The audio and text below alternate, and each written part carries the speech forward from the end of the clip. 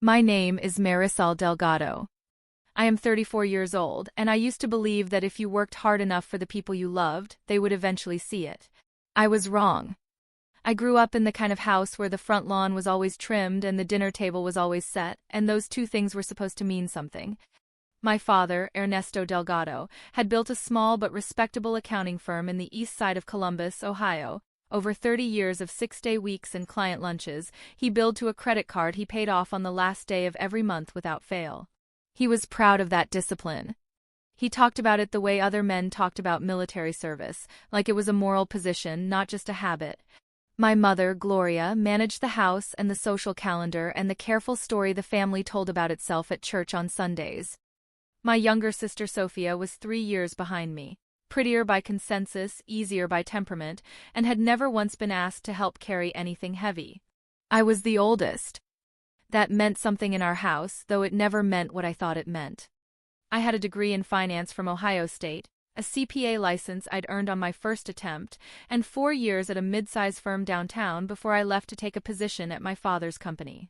He'd asked me to come. That was the part one held on to for a long time afterward, that he had asked.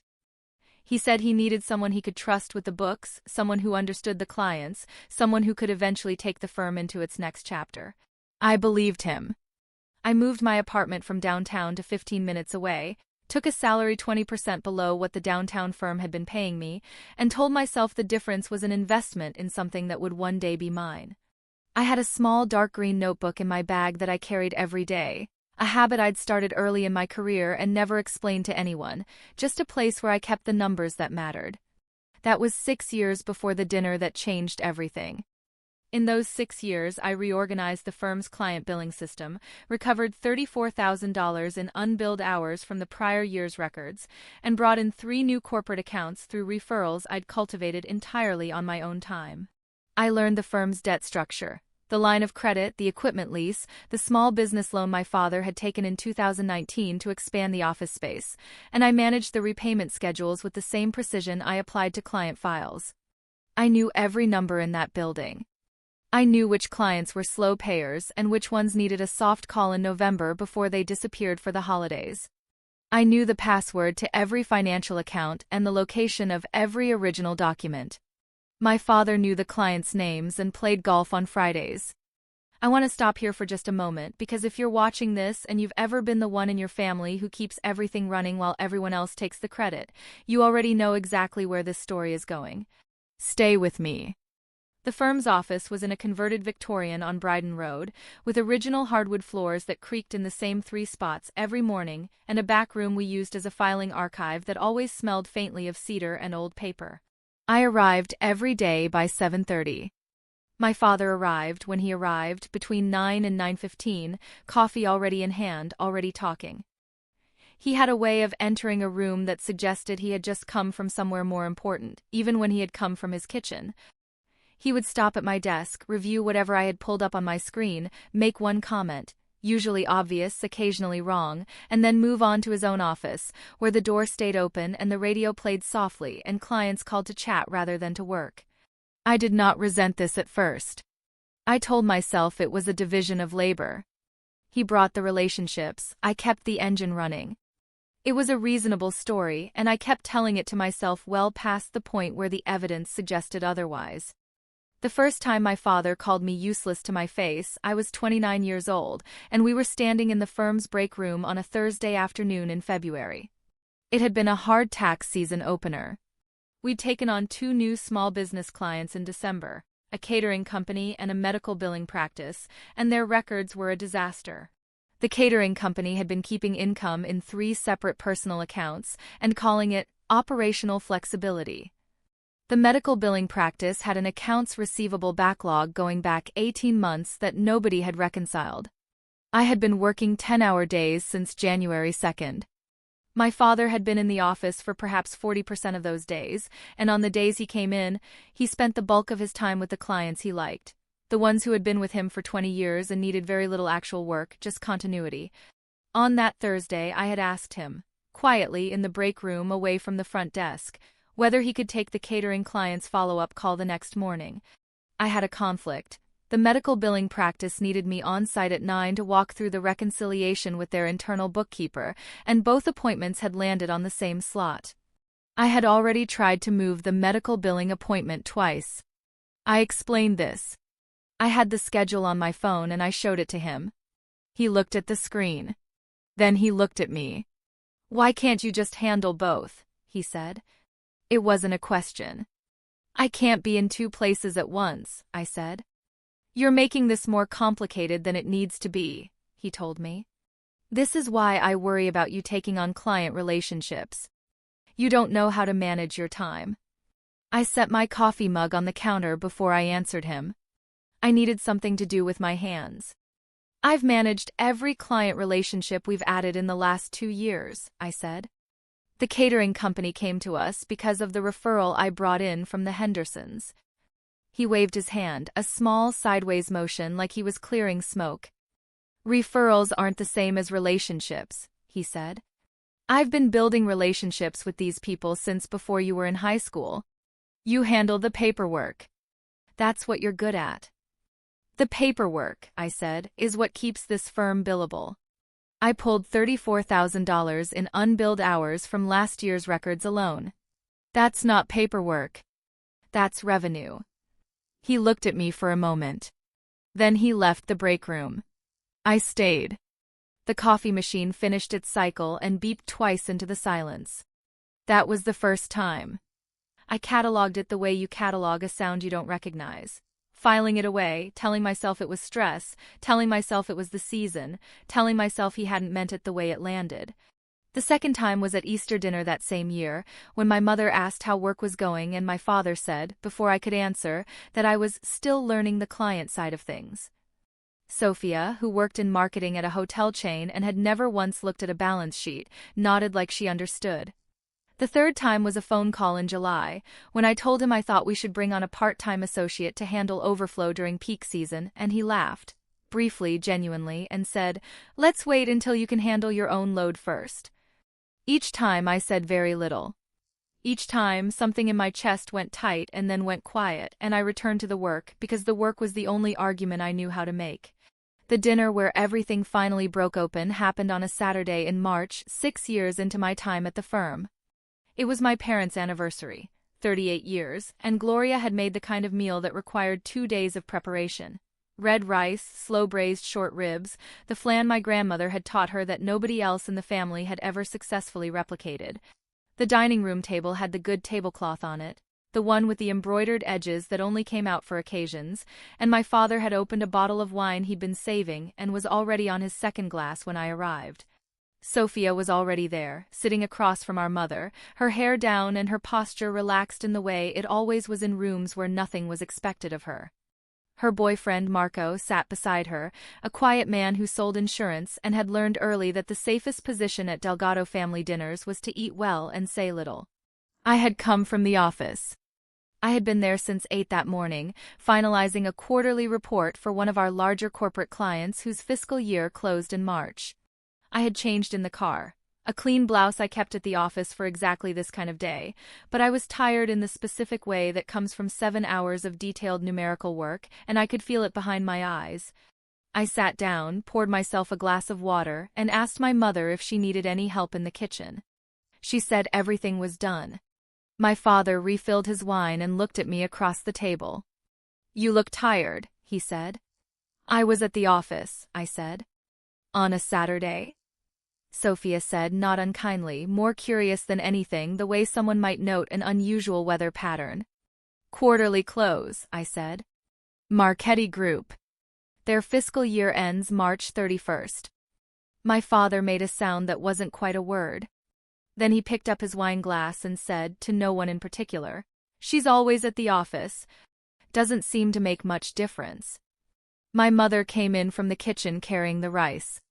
She set it on the table and looked at me with an expression I had learned to read over 30 years, sympathetic and helpless and unwilling to intervene all at once. I picked up my fork. I did not say anything yet. There are things you don't say out loud for so long that they start to feel like weather, just the condition of the air, not something anyone caused. I had been covering this family's financial exposure for 3 years before that Saturday dinner, and I had never once said so. It had started in the spring, 3 years prior, when I discovered, through the firm's own records, in the course of a routine internal reconciliation, that my father had quietly accumulated $280,000 in combined personal and business debt that the firm's revenue could not comfortably service. It was not dramatic. It was not fraud. It was the slow arithmetic of a man who had spent 30 years running on confidence and credit, and who had hit, finally, the natural ceiling of that approach. The business loan from 2019 had a balloon payment coming. The line of credit had been drawn down to cover 2 consecutive slow quarters. There was a personal credit card, not one I had been managing, one I hadn't even known existed until the reconciliation surfaced a cross-collateralization clause in the loan documents, with a balance of $41,000 that was accruing at a rate that would outpace any realistic payoff plan within 18 months. I sat with the numbers for 3 days before I did anything. On the 4th day, I moved $60,000 from my own savings into an account structured as a personal loan to the firm, with a repayment schedule I drafted myself and never showed my father. I told myself I was protecting the business. I told myself I was protecting the clients, the employees. There were 3 of them, all of whom had worked for my father for more than a decade. I told myself a lot of things. The truest one was probably the simplest. I was 31 years old and I had spent 4 years rebuilding this firm from the inside, and I was not going to watch it go under because of a balloon payment nobody had planned for. Over the following 3 years, I made 22 separate transfers. Some were small, $4,000 here, $7,500 there, covering quarterly interest on the line of credit when revenue dipped. Some were larger. In the fall of the 2nd year, when the business loan's balloon came due and the bank required a lump sum payment of $95,000, I liquidated a portion of a brokerage account I had been building since my first job out of college and wired the funds. I did not tell my father. I did not tell my mother. I did not tell Sophia, who at that point was asking my father to co-sign a lease on a new apartment because her salary, while sufficient, did not meet the building's income requirement. My father co-signed without hesitation. He mentioned it at dinner as an example of what family meant. I had the bank statements. Every transfer, dated and documented, sitting in a folder on my personal laptop that I had labeled, with the particular dry humor of someone who has stopped expecting recognition, simply, family. There was a Wednesday evening in October of the 1st year when I stayed late to reconcile the line of credit draw against the firm's receivables, and I realized that without the transfer I had made the previous Friday, the firm would have missed its payroll cycle by 11 days. 11 days. 3 employees, Berta, who had been my father's receptionist since the Clinton administration, Tomas, who handled client intake and had a daughter starting college that fall, and Diane, the junior associate my father had hired with great ceremony 2 years prior and then largely forgotten about, would have had their direct deposits delayed. I had sat in that back room that smelled of cedar and old paper and looked at the numbers for a long time. Then I made the transfer and closed the laptop and drove home. There was a Sunday afternoon in the 2nd year when my mother called me, not about the firm. She never called about the firm, but to tell me that my father was stressed, that he seemed tired, that she thought the business might be going through a hard patch and she didn't know what to do. I told her everything was being managed. She said, "You're such a good girl, Marisol. Always so steady." She meant it as a compliment. I held the phone against my ear after we hung up and stared at the ceiling of my apartment for a while. I drafted the quarterly tax filings for the firm every year. I managed payroll. I maintained the client billing system I had rebuilt in my 1st year. I onboarded 2 new corporate accounts in year 2 and 3 respectively, negotiating the engagement letters myself. I reconciled the business loan, the line of credit, the equipment lease, and the personal card, once I found it, on a monthly basis. I tracked the repayment schedule I had set up for the personal loans I had made to the firm, knowing, with the particular clarity of someone who has looked honestly at a set of numbers, that I was unlikely to be repaid on schedule, if at all, without a direct conversation I had not yet been willing to have. I kept a ledger. The green notebook had been in my bag every day since I first discovered the debt. Dated entries, clean columns, every transfer written in the same black pen on the same ruled paper. 22 entries. $280,000 in total, Transferred over 36 months. Date. Amount. Source account. Destination. Purpose. Nothing omitted. My father did not know the ledger existed. My father did not know the transfers existed. My father knew that the firm had navigated a difficult few years without any major disruption, and he attributed this, in the way that confident men sometimes attribute things, to his own steadiness and the loyalty of long-term clients. At Christmas dinner the year before the anniversary dinner, he had raised a glass and said that the firm was in its strongest position in years. He looked at Sophia when he said it, not at me. She raised her glass back. Marco nodded. My mother smiled. I drank my water and thought about the green notebook in my bag, hanging on the hook by the front door. I did not say anything. Not that night. The notebook had been in my bag every day for 3 years. I had brought it to the anniversary dinner without deciding to. It was simply always there, the way certain things become part of the furniture of your daily life without ceremony. I set my bag on the chair beside me when I sat down, the way I always did, and the notebook was inside it, the way it always was. Dinner was almost finished when my father said the thing that changed everything. We had been talking about Sophia mostly, about her promotion at the hotel chain, a regional coordinator role she'd accepted in January, and which my mother had mentioned in some form at every family gathering since. My father asked her questions with the attentive interest he reserved for things that pleased him. What was the new territory? How many properties? Would she need to travel?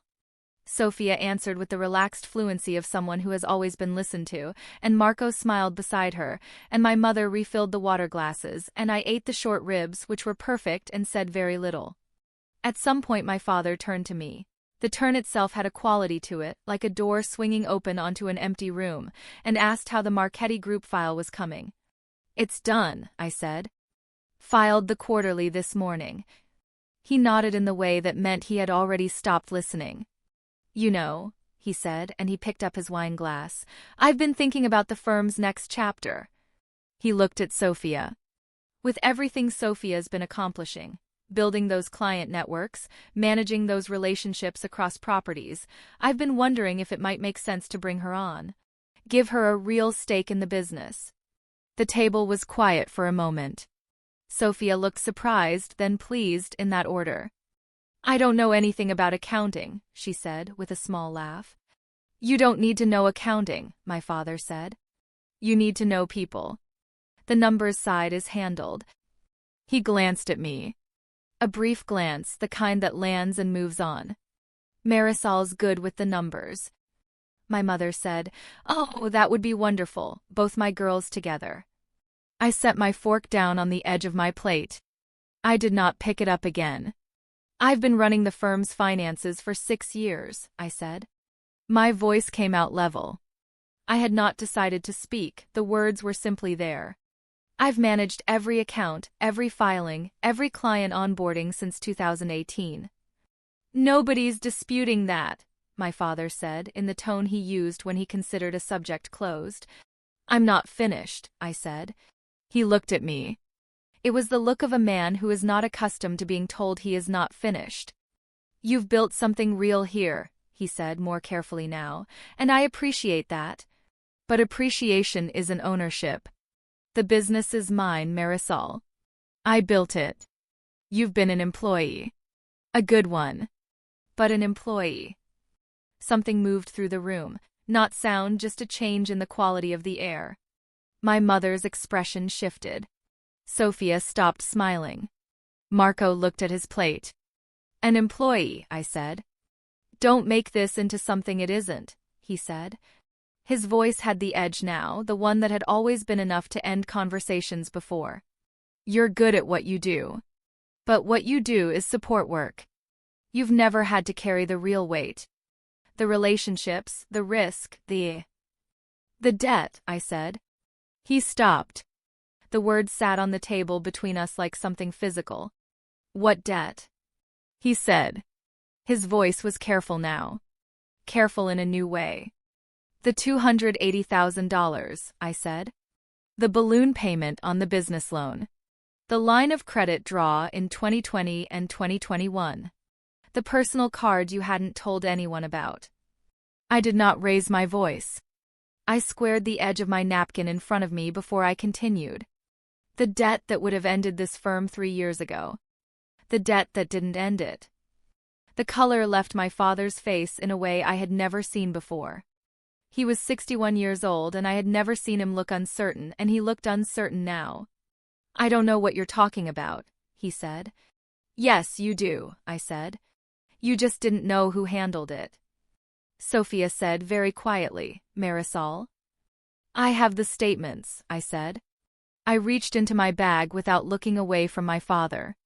My hand found the green notebook, and beneath it, the envelope I had placed there that morning. Not planning this moment, I told myself, but knowing somewhere under the planning that it was coming. 22 transfers. 22 dates. $280,000 in sequential, documented, traceable transactions. I set the envelope on the table. My father looked at it. Who quiet, he started.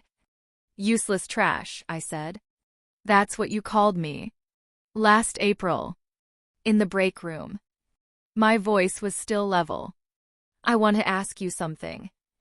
I looked at him across the table, across the good tablecloth, across the 38 years of anniversary. If I'm useless trash, then who quietly paid $280,000 of this family's debt for the last 3 years? Sophia's fork hit her plate. The room did not move. My father opened his mouth and closed it again. I left the envelope on the table and waited. My father stared at the envelope for a long moment before he touched it. It was a standard white envelope, letter-sized, unsealed. I had not sealed it because I had not wanted the opening of it to become theater. I had wanted it to be a simple transaction, the kind of thing that happened in offices every day, documents moving from one set of hands to another, information changing location. Nothing dramatic. Just the facts in order on paper. He picked it up. I watched him slide the pages out. There were 9 of them, bank statements, each with the relevant transfers highlighted in yellow, the way I highlighted everything. A single clean line, no annotation, because the numbers spoke for themselves if you knew how to read them. He knew how to read them. He had spent 30 years in this business. That was the part he would not be able to argue his way around. He would understand exactly what he was looking at. He looked at the first page. Then the second. His reading slowed on the third. These are from your personal account, he said. Yes, I said. You transferred, he stopped. He turned to the 4th page. My mother had not moved. Sophia had set both hands flat on the table, palms down, the way a person does when they are trying to stay still. Marco was looking at the window. 22 transfers, I said. Over 36 months. The first one covered the interest shortfall on the line of credit in April 3 years ago. The largest single transfer was in September of the following year, $95,000, the balloon payment on the business loan. It's on page 6. My father turned to page 6. He looked at it for a long time. Why didn't you tell me? He said. It came out flat, not a question exactly, not an accusation.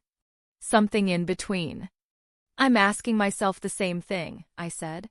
He set the pages down on the table. Not hard, he set them down the way you set something down when you are being careful not to show how your hands feel. Marisol, he said. I'm not finished, I said. I reached into the bag again and produced the green notebook. I set it beside the envelope. This is the ledger. Every transfer, handwritten. Date, amount, source account, destination account, purpose. I kept it because I'm an accountant and I keep records of everything, including the things I do for people who don't know I'm doing them. Sophia said, "Oh my God." My mother said, "Ernesto." My father held up one hand. The gesture was automatic, the same gesture he used in client meetings to signal that he needed a moment to think. I had watched him use it 100 times across a conference table. I had never had it directed at me. You should have come to me, he said. When you found the numbers. You should have come to me directly. I should have, I said. You're right about that. I handled it the way I handle everything in this firm.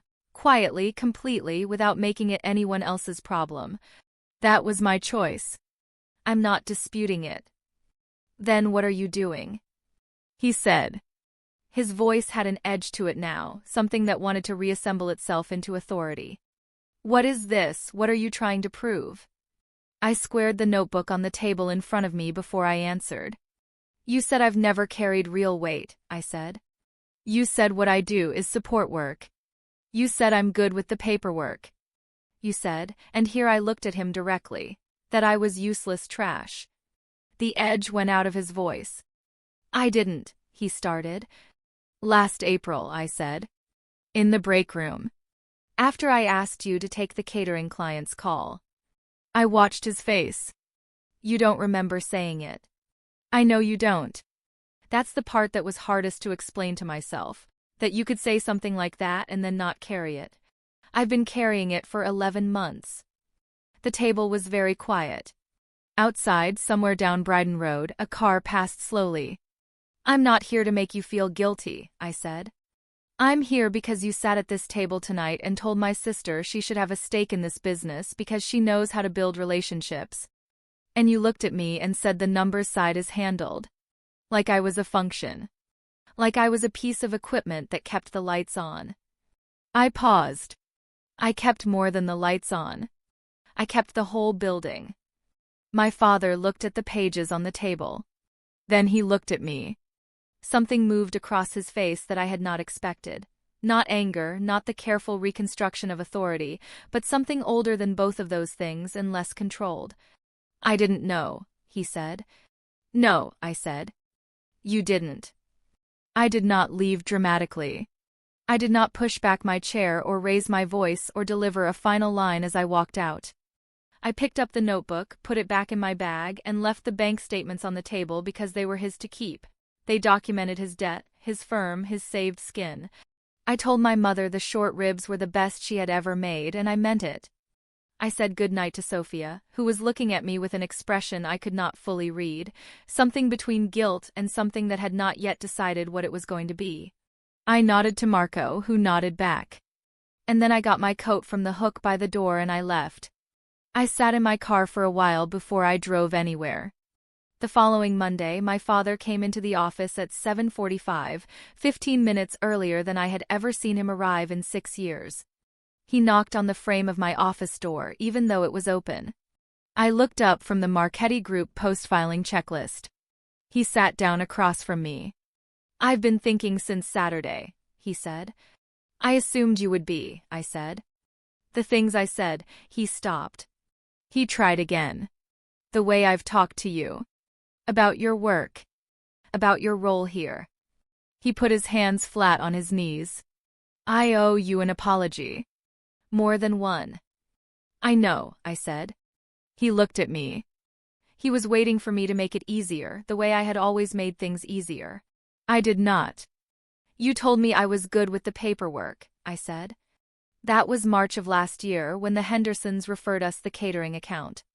I'd spent 3 months building that referral relationship. I kept my voice even. You told me referrals aren't the same as relationships. That was the same conversation. He nodded slowly. You told me to wait until I could handle my own load before we brought on an associate, I said. That was July.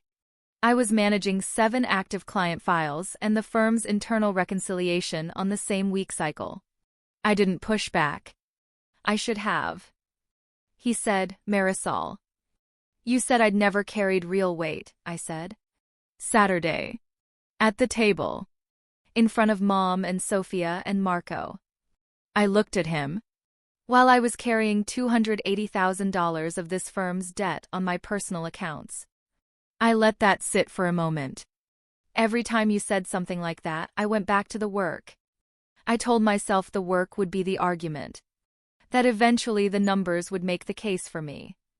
I paused. Numbers don't make cases. People have to make cases. I'm making mine now. My father was quiet for a long time. What do you want? He said finally. Not challenging, genuinely asking, in the voice of a man who has realized he does not know the answer. I want the conversation we should have had 3 years ago, I said. About ownership. About what my role here actually is. About what happens to this firm when you retire, which, based on the current trajectory, is something we both know is coming within the next 5 years. I folded my hands on the desk. I want it in writing. With an attorney present. And I want the $280,000 formally documented as a debt the firm owes me, with a repayment structure we both sign. He was quiet again. Outside, the hardwood floor creaked in one of its familiar spots, Berta arriving right on schedule the way she had for 20 years. "Okay," my father said. It was a small word. It did not fix anything by itself. But it was the first time in 6 years he had said it to me in response to something I had asked for, rather than something I had already done. Sophia called me that evening. She did not offer to be part of the ownership conversation. She knew enough now to understand what that conversation had cost, but she said she was sorry, and she said it in the way that meant she understood what she was apologizing for. Not just Saturday. The whole of it. "I didn't know about the money," she said. "Nobody did," I said. "That must have been lonely," she said. I thought about the Wednesday night in October, the payroll numbers, the empty back room smelling of cedar and paper. "It was," I said. "But it's done now."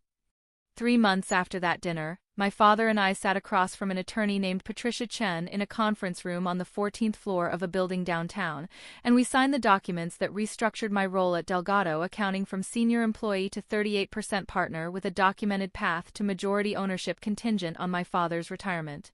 The $280,000 was formally acknowledged as a firm liability, documented in the partnership agreement, with a repayment structure across 4 years. I did not expect the money to change how I felt about those 3 years of quiet work, and it didn't exactly. What changed was simpler than that. It was that the work existed now in a form that other people could see. It had been real before. Now it was also legible. I have thought a lot, in the months since, about the particular kind of invisible that I made myself in that house. Some of it was habit. I had always been the steady one, the reliable one, the one who handled things without making them into occasions. Some of it was strategy, or what I told myself was strategy. That the numbers would speak for themselves, that competence was its own argument, that I did not need to be seen if the work was seen. And some of it, if I'm honest, was something older and harder to name. A belief that wanting recognition was somehow lesser than deserving it, that asking for what you'd earned was a kind of weakness. It took 34 years and a dinner that went badly for me to understand that those two things, deserving and asking, are not in competition. You can do the work and say what you did. You can be steady and still hold your ground. The people who taught you to stay quiet about your own contributions were not teaching you humility. They were teaching you to be convenient. My father is different with me now. Not transformed. He is 61 years old and he has been who he is for a long time, and I do not expect transformation. But different. He arrives earlier. He asks before assuming. At the last client meeting we took together, he introduced me to the new contact as his partner. He said it without a pause, without a qualifying clause, without the small editorial that had always followed every acknowledgement he'd given me before. Just, my partner.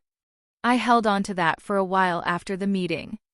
I don't tell this story because I think everyone's father will come around. Some won't.